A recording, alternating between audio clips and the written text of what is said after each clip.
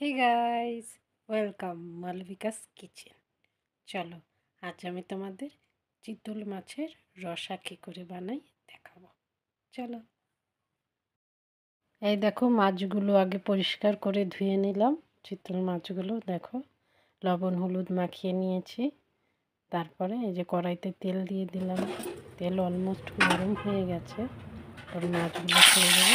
মাছ ছেড়ে দিচ্ছি। এক এক করে মাছগুলো ভেজে তুলে নেব। তারপরে আমরা বানাবো চিতল মাছের রসা। তোমরা দেখতে থাকো। এরকম ভাজা হয়ে গেছে, তেলটা পাল্টে নিচ্ছি।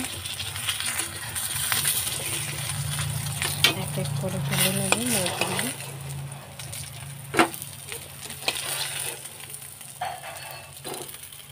দেখো তেলে ভেজে উঠিয়ে রাখছি। আর কিছু ভাজা বাকি আছে, সেগুলো এখন ভেজে নেব।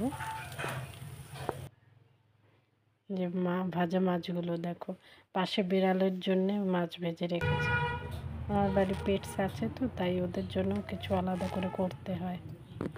যাই হোক, এদিকে কড়াইতে তেল গরম হয়ে গেছে। ওতে দিয়ে দিলাম পেঁয়াজ আর লঙ্কা ফোড়ন।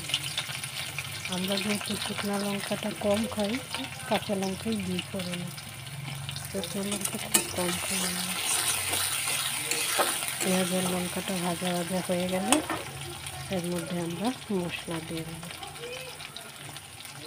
তেজপাতা দিয়ে দিলাম একটু। প্রথমে দিইনি, তাহলে তেজপাতাটা পড়ে যায়। পরে দিলাম।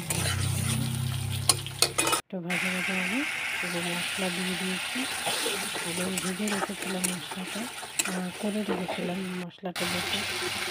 আদা জিরা পেঁয়াজ আমি দুটো রসুন দিই, তাহলে একটু তেলটা আলাদা হয়। মশলা ভাজা হয়ে গেছে, এই যে ঝোলে মাছ ফুটছি। এখানে একটু গরম মশলা দিয়ে দিচ্ছি।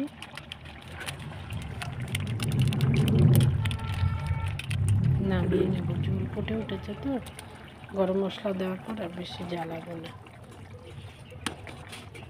দেখো এরকমই থাকবে। আলু টালু দিইনি, শুধু মাছের। এই দেখো দেখতে কেমন হয়েছে। ভালো লাগলে লাইক কমেন্ট